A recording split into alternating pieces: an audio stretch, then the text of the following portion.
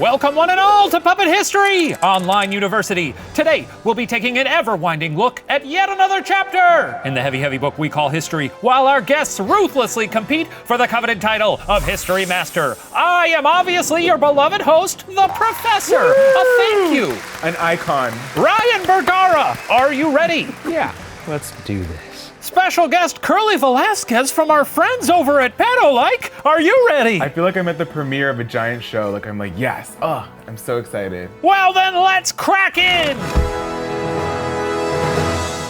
To start us off, please describe yourself at age 21 in 2 words. Oh. Human disaster. Human disaster, okay. Not much has changed, actually.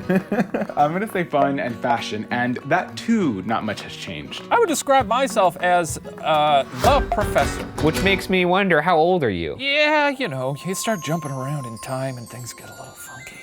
Well, if you could ask the subject of today's story, which how could I? It's not like you can just wish to be able to time travel.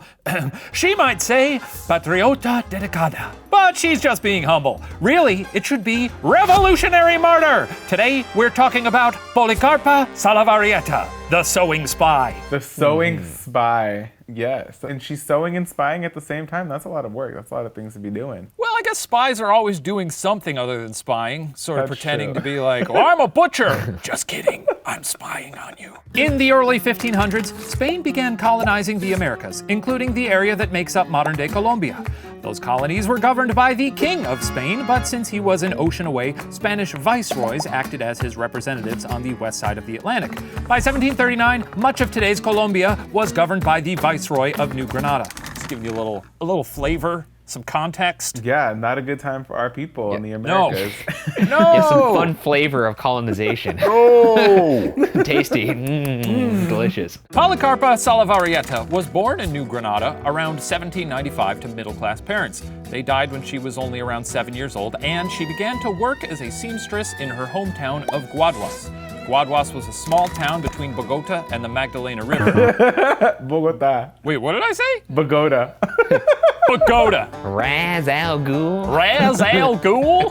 Manzana? Because of its location, the town saw a lot of travelers moving between the Caribbean and Bogota. Travelers who brought modern ideas and information about the happenings around the country. This traffic allowed new and progressive ideas to circulate. Ideas like, hey, maybe a king on a different continent shouldn't rule us? Not long before Policarpa was born, New Granada had been home to the Comunero Rebellion, an uprising in response to new taxes implemented in 1780 by the Spanish government. It's easy to imagine an orphaned Policarpa becoming inspired by tales of her community taking part in the insurrection.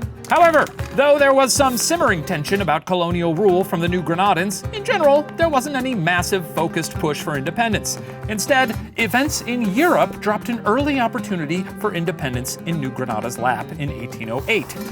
Whoa, it's time for our first question. Yes! What happened in 1808 to nudge New Granada towards independence? A. Napoleon dethroned the King of Spain. B. A massive volcano erupted in Albania. Or C. Portugal began marching on Madrid. Oh. Oh, shit. I know.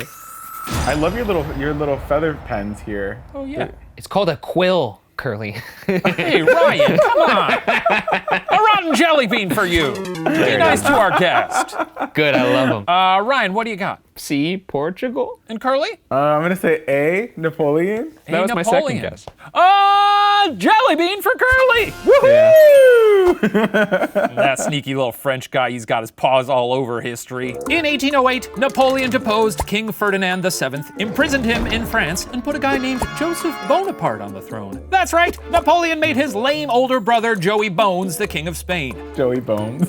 Joseph Bonaparte. You don't hear a lot about him. Sometimes when you got a lame duck in the fam, you gotta drag them along yourself. I know. I mean, man, if that's not privilege, I don't know what is. You just do nothing and become king. Maybe he was just looking out for his bro, like, well, try being King of Spain for a little bit. See how you like it. Yeah. We ride together, oh, we band of brothers. Now, while this same playbook had worked for Napoleon elsewhere, Spain was a tougher nut to butter.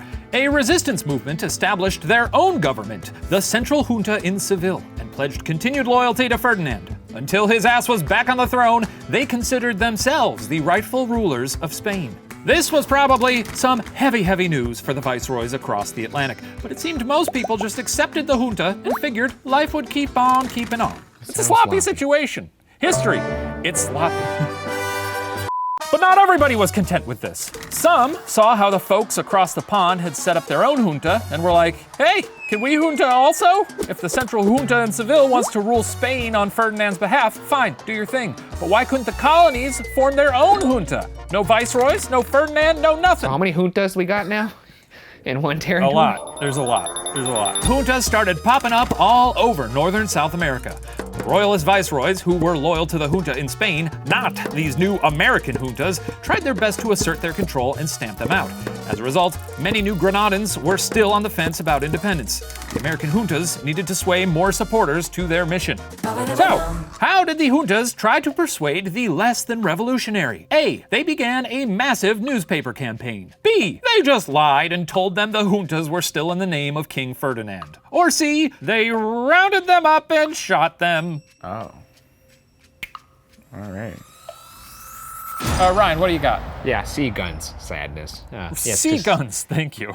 And Curly? I'm gonna go ahead and say C as well, because I feel like if history is anything, it, like you said, it is messy. Well, let's see what happened. Oh, wow. Are we going to see a puppet pull out a gat? That's crazy. Oh, I haven't heard anybody use GAT in so long. Puppet with a heater. Just pulls out the burner. Packing some heat. Revolution! We support the junta! Down with the viceroys! We are not reused puppets from previous episodes! Oh, jeez, you guys, I don't know about this. What did you just say? Have you really thought this through? I mean, I didn't ever actually even meet King Ferdinand, so I don't have anything against him. Well, as you know, Spain's junta is ruling in the name of King Ferdinand. Same here. We're just keeping the colonies warm till the king comes back. Wait, so when Ferdinand comes back into power, we'll just be back to being under his rule? Tell him yes. Yeah, just tell him that's right. Yes, that is correct. Oh, okay, well then cool. Go right ahead. Revolution! Down with the viceroys! Nice, folks. All right. Oh my God. Woo! Yeah, that definitely was. Whoa! Wow. That was fun, huh? That was fun. Less violent than we had hoped. Hoped? Less violent than we had feared. That's what I meant to say. I think the professor revealed who he was there. You're kind of fucked up, huh? No. Well, I don't want to see my wonderful little puppets hurt each other. Points to nobody. Apologies. Sorry, guys. Well, those first few years were pretty chaotic, with juntas jockeying for power and the royalist viceroys trying to regain control. Back in Spain, King Joe turned to his younger brother for help dealing with the Spanish junta. Napoleon did his Napoleon thing and seized all major cities, including Seville, where the central junta had been based. By 1810, Spanish resistance controlled little more than the city of Cadiz. Fun side effect of that, Napoleon's domination in Spain weakened the position of the viceroys in America and encouraged the rebel American juntas. Man, the titular character of this story really not getting a lot of screen time I know, here. that's what I was thinking. Oh, she's popping in now. She's hanging out. So let's talk about Policarpa. Okay. All right, so Policarpa, like all cool teens, was raised amongst veterans of the Comunero Rebellion, and so she joined in on the revolutionary fun. She was only around 13 at the time Napoleon tossed Ferdinand in the clink, but she was already pretty smart and outspoken. Her brothers were likely guerrilla fighters, and Policarpa wasn't going to let them be the only active rebels in her family. To start helping the rebel cause, all Policarpa had to do was listen. Visitors passing through Guaduas with loose lips likely didn't suspect a teenage girl was actually passing information to the revolution. Delivering messages between different rebel army camps, Policarpa was an information pipeline, and she began to build a reputation for herself. Wow, I love that. 13! I mean, look, at 13, I was stealing Sun-In from the local, CVS and the Walgreens. What is that? Sun-In was like a spray that people used in the early 2000s to get highlights in your hair. Oh, that's cool. I gotta get some of that. 13-year-olds are scary. Yes, they are. 13-year-olds are scary. They are. Very. They haven't quite sharpened their sense of empathy yet, so they're a little terrifying. A reputation, however, can be a double-edged sword. Guerrilla leaders trusted her, sure, but it also meant royalists might catch on and put her life in danger. Perhaps because of royalist persecution, and possibly so she could be of even more service, Policarpa abandoned Guaduas for the big city lights of Bogota. While Bogota wasn't exactly a safe haven, at least there she was unknown. And so she was christened the Phantom of Bogota. That part's not true. I'm sorry, I just made that up. Oh wow, you really. That would have been pretty cool. That would be cool. I mean, we can call her that in retrospect. I mean, you did technically name her that yeah, now. I've christened her such. Well, I was like, who? If nobody knew her then at that time. Yeah, I guess nobody. Maybe they treated her like Batman and were like, she's out tonight. Watch yourselves. The Phantom. Anonymity, however, can also be a double-edged sword. While royalists would, again, have no reason to suspect her, rebels would not know they could trust her. What is a girl to do? What did Policarpa do? A. Brought letters of recommendation. B. Got herself arrested so she could meet other imprisoned rebels. Or C. Called out the biggest, baddest royalist and kicked her ass on the first day. Ryan, what'd you put? I'm gonna go B, prison talk. Prison talk. And Curly? I'm gonna go with B as well. A couple of, we got B-boys out there. Yes. No points for either of you. Wow. Was it C? No, it was A. In a move that sounds more like a teenager applying for college than joining a revolution, Policarpa brought letters of recommendation with her to Bogota from the guerrilla leaders around Guaduas. Wow. I mean, how would you even validate a letter back then, right? Like I was how... just thinking that as Yeah. well. Yeah, probably very easy to forge that and just be like, yes, I am a very serious, very dependable rebel. Oh, you should have seen our local junta. It was something to write home about, baby. In Bogota, Policarpa took her letters to the home of a well-to-do rebel sympathizer, Andrea Ricaurte de Lozano, who gave Policarpa a place to stay in her quiet neighborhood. Oh, besides being willing to board Policarpa, what did Andrea Ricaurte de Lozano do to contribute to the revolution? A. Absolutely nothing. B. She built muskets in her basement. Or C. She ran a spy ring out of her home. I love how you're surprised when the light changes. It's very scary. Ryan, what do you got? C, spy incubator. Spy incubator. And Curly? I feel like we're picking the same answers. I put C. That's okay. C as well. Oh, we got my sea dogs out there. That's a running bit from this entire season, and it kills every single time. In your mind. Points to both of you. That is correct. That's right. Andrea was cool. Running a female spy network? Come on. Essentially, she was exactly the person Policarpa needed to get back into the espionage game. Sounds dope. I don't think I could ever be a spy because I become friends with people so quickly. I'd be like, I don't want to turn this guy in. He's very nice. Like, I wouldn't want to that's the whole thing. You got to be kind of a sociopath because you have to pretend to be genuine friends with people. I know, that's Well, crazy. maybe you would be a good spy then, Curly. You know, everyone wants to be your friend. You get the information out of them. But then eventually, if he wanted to be a successful spy, he would have to turn his back on them, and then there would be turmoil in our sweet Curly's soul. Exactly. Now, their relationship was mutually beneficial. As Andrea would later write, quote, with the arrival of Policarpa, the political work accelerated. And as she was unknown in the city, she came and went with liberty, facilitating correspondence with the juntas and the guerrillas. I'm wondering what Wow. the spy to person ratio is in this junta or town. And I wonder if the spies know who's a spy. Like, does the spy know that? That's exactly what I was wondering. Because in Yeah. Mafia, you know who the other Mafia are. You know who the other bad guys Yeah. are. So it Yeah. helps you Spies- kind of... You know what? I bet how it works is some spies know who other spies are, but some spies don't know who other spies are, even if those spies know who they are. Kind of like that. Their secrets have secrets. Yeah, so web of intrigue. A tangled web. Being unknown meant Policarpa was able to land seamstress jobs inside the homes of wealthy royalists, richos. Policarpa would sit in the corner, sewing and listening for information that could serve the rebel cause. Once again, no one suspected the quiet girl replacing some buttons on a blouse was actually an important rebel spy. Nor did anyone realize that royalist documents lying around the house always happened to disappear when that same young seamstress was around. Wow. Yeah. You always got to be aware of the quiet ones. But also too, like, somebody had to have brought her in. Yeah. If somebody comes to my house and I'm like, oh, they're quiet. Like, I don't know. Like, somebody that I trust would have to make it so that I trusted that person in my house. Yeah, but Curly, here's the thing. You're a nice person. Yeah. I would imagine a lot of these people were like, yeah, sit in the corner and do my stuff and don't talk to me. Oh yeah, you're right. Don't make eye contact with me. Don't even look at me. How dare you? Don't you look at me. You're right. I'd probably sit in the corner with her and be like, where are you from? Yeah. And still, Policarpa did more. According to one report or another, she visited captured guerrillas in prison, bringing them food and information. She made illegal alcohol to finance the cause. She persuaded young men drafted by the royalists to defect and join the rebellion. She sewed guerrilla uniforms while working in the homes of royalists. And she coordinated supplies for the rebellion.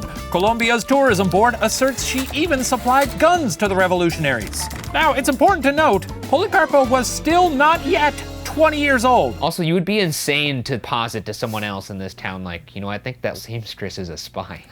There's something about that girl. Here's my theory. She's the leader of an illegal spy ring that's running through our town. And everyone else was like, I don't know, man, I think she's just putting buttons on a shirt, dude. Yeah, how about you chill? You also thought she was stealing your documents, Ryan. No, I swear to God, it's her. I know it's her.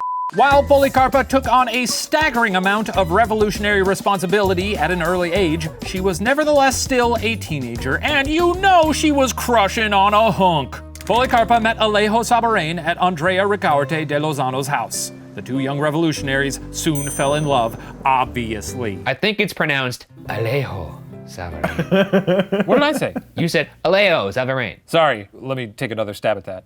Alejo Sabarain. There we go. Oh, here's a nice description. Quote, "It was a fleeting, idyllic romance which slipped by in an atmosphere of expectation and of mystery, while the two principals were surrounded by danger and by war, and destined to end in tragedy."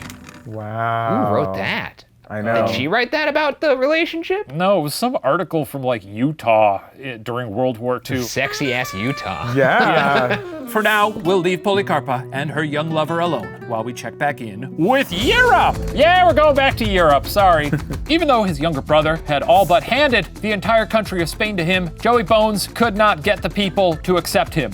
The Spanish rebels adopted a new constitution in 1812 called the Constitution of Cadiz, named for their last stronghold. By now, you can imagine that Napoleon was getting pretty fed up with the resistance to his brother's government. So, hey, what did Napoleon do? A, he sent the full force of the French army to destroy the Junta in Cadiz. B, he threatened to execute Ferdinand VII if the resistance didn't back off. Or C, he released Ferdinand VII. That could be completely wrong. All right, Ryan, what do you got? I put A, little guy wants blood. And Curly? Oh man, I like your answer, but okay. I went for C. Oh, that's very sweet of you. I hope that he released him, but Yeah, that would be the nice thing to do. We're going to find out right now. And by the way, Ryan, to your comment, Napoleon wasn't actually all that short. It was a bit of a misnomer. Oh, what was he? He was 5'6". That's not tiny. wow. That's pretty small, isn't it? No? Back then, I'm pretty sure that was average. I always thought he yeah. would be like 5'2". Bigger than you think. Bigger than you think. Let's find out what happened. Let's see. It's me, Joe Bonaparte. Hey, Napoleon, my little brother, I have a favor to ask. Joseph. Jesus. Jesus, what? I already made you king of a little place called Spain. Heard of it? Yeah, I know. Thanks, again. But the people, they still don't like me. They've got this new constitution, and it seems like I'm really not in their plans for the future. Maybe I should just not be king? Oh, this again. Oh, Joe. What are we gonna do with you? Well, who should I put on the throne then, huh? I was thinking maybe Ferdinand? I mean, he likes it there. The people like him. Fine. Release the Spanish king. I mean, do you want me to do that? I mean, you're looking at me. Do you want me to? No, not you, anyone. I guess, if you want to, but not necessarily you. Yes. Fart humor never gets old. Just give me all the farts. You're right, right, Curly? You put C? Woo! A history point for Curly! So Ferdinand was released in December of 1813 and back on the Spanish throne in 1814. Once back on the throne, Ferdinand must have not been too happy about the news from the colonies. He sent General Pablo Murillo and an army of roughly 10,000 men to South America to regain royal control. By May of 1816, Bogota was back under Spanish control, putting an end to the brief period in which the Spanish colonies first began to try to rule themselves. But having had a taste of self-governance, New Granada saw a new resistance movement begin. Spanish General Murillo was not pleased with this and set up an organized persecution of anyone who was suspected of being involved. If caught, people could lose their property, be exiled, imprisoned, or even killed. Amidst the heightened danger, Policarpa continued her work until one grave misfortune. What happened? A. Policarpa's landlord, Andrea Ricaurte de Lozano, was arrested. B. Policarpa's boyfriend, Alejo Sabarin, was arrested. Or C. A magical genie meddled once again with history and turned Policarpa in and tried to pin the blame on a bespectacled puppet who is at this point starting to suspect he may have made a deal with the devil.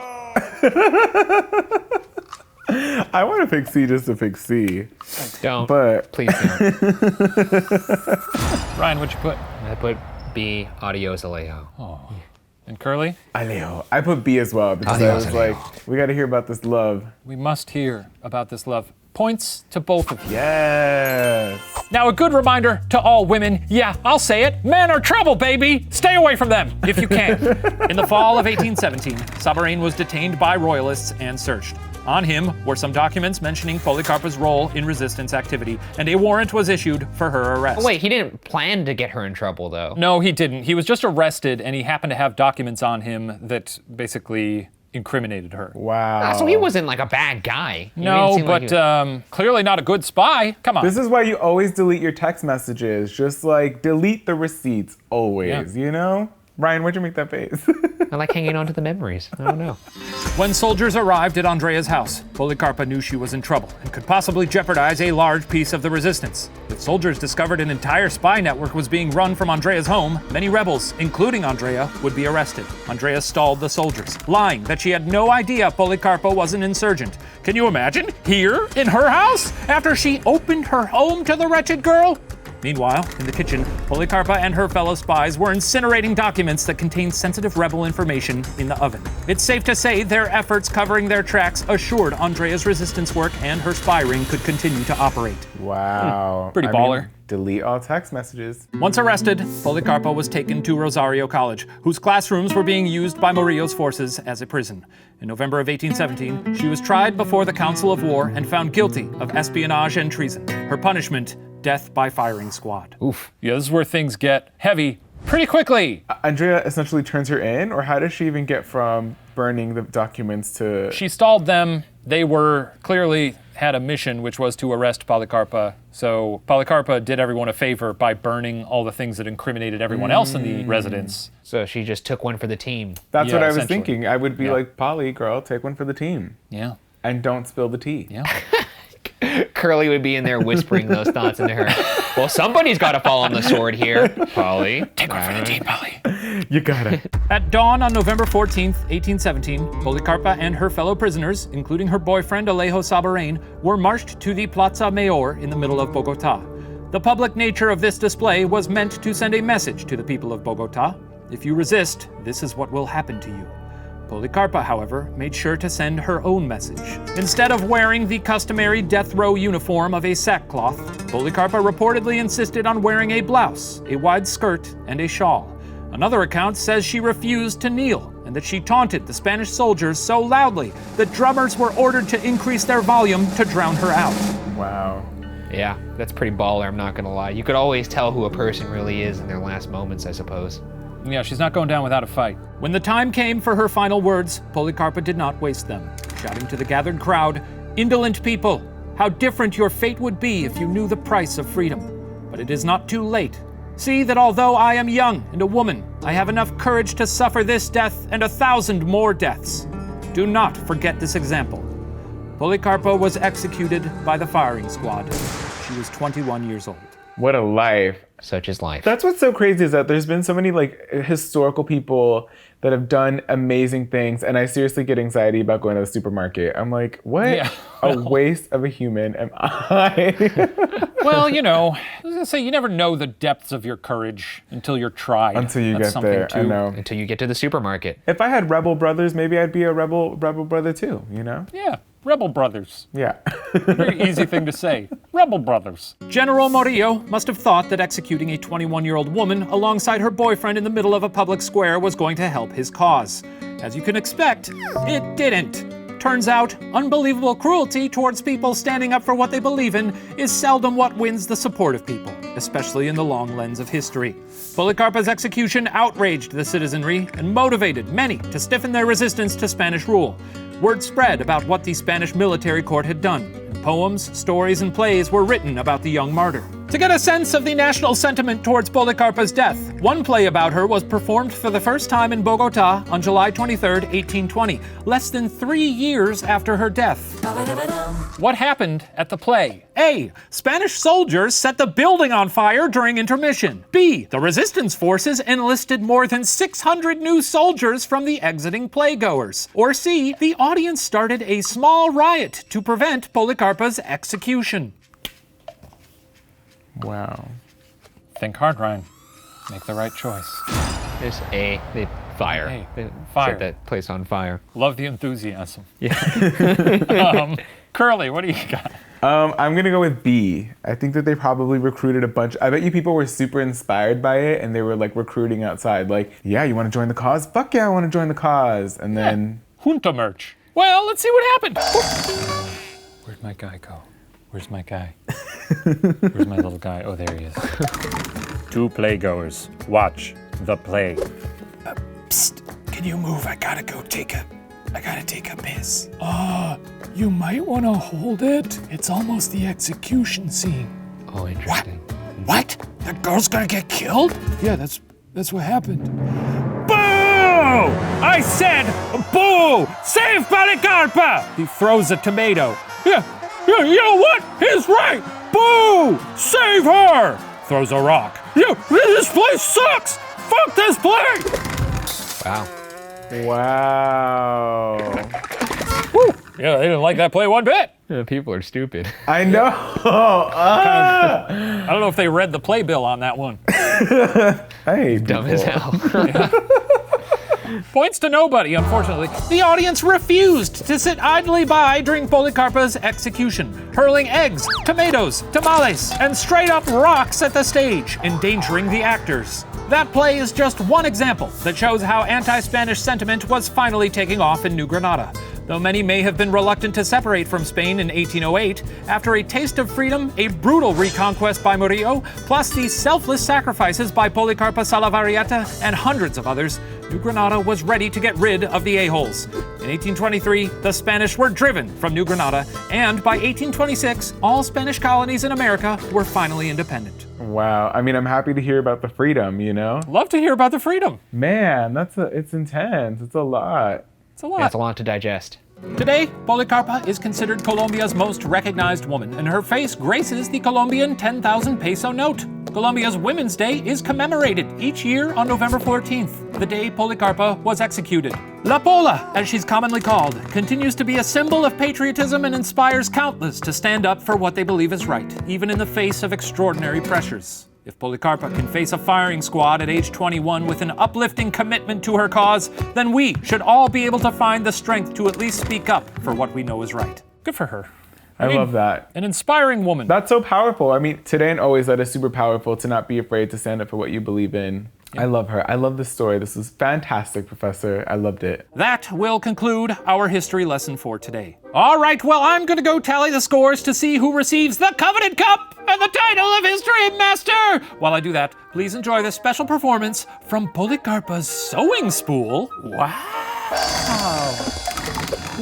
Hey there, I'm a spool. That's a great spool. Thank That is a you. pretty good spool. Yes, you look great, spool. When you're the spool of a seamstress, I'm telling you, you really see some shit. Well, there's a new trend going around. Folks are pledging blind loyalty to the crown. Have these royalists any shame? Sniffing the throne of some tool in Spain. I hate to say it, something must be done. Why don't we start out with step number 1? You gotta snitch. Snitch on the rich. I insist you try your best to spy on high society. As discussed, you mustn't trust that upper crust. Toss their asses on the menu, cause it's time to eat. Oh, independence! It's a-coming. Go on and hide inside your homes. Snitch on the rich. We got eyes, and we got ears, and let me tell you, folks, we're taking notes. Hi, look around you, out your window. Tell me, did you notice anything concerning? All those crowds and angry people waving pitchforks. Gotta tell you, sure seems like a revolution is emerging. Well, there's a hoota over here, and a hoota over there. And hey, a couple hootas over there, and over there, and over there. Yes, a lot of hootas. Jesus Christ, that's a lot of hootas. Got it, Snitch. I sit on the rich. I insist you try about this wide high society. That disgusting must trust that up across, toss their asses on the menu, cause it's time to eat. Whoa, the independence, it's coming. See you on the outside the homes. They must trust it up across, toss their asses on the menu, cause it's time to eat. Oh, you fiend. Yummy, yummy, yummy, yummy, yummy, yummy. Woo! I was moved by that song. That was a good song. Wow, that was so good. Some seamstress humor. Anyway, you guys are not gonna believe this. Color me surprised. Curly Velasquez is our history master, and so he has rightfully earned the coveted cup. Ryan, thanks for trying. Curly, go claim your reward. Really? Right now? Yes. Okay, let me see. Good work today, Ryan. Yes. What? Now you're not gonna talk to me? I don't think I have to. Yes. Cranky little beef boy? I love it. There's no part of this that requires me to talk to you. Oh my God, she's beautiful. I'm so proud. Well, you have so rightfully earned it. Curly, thank you. Thank you everyone else for watching Puppet History. We'll see you next week. Bye. Whoa.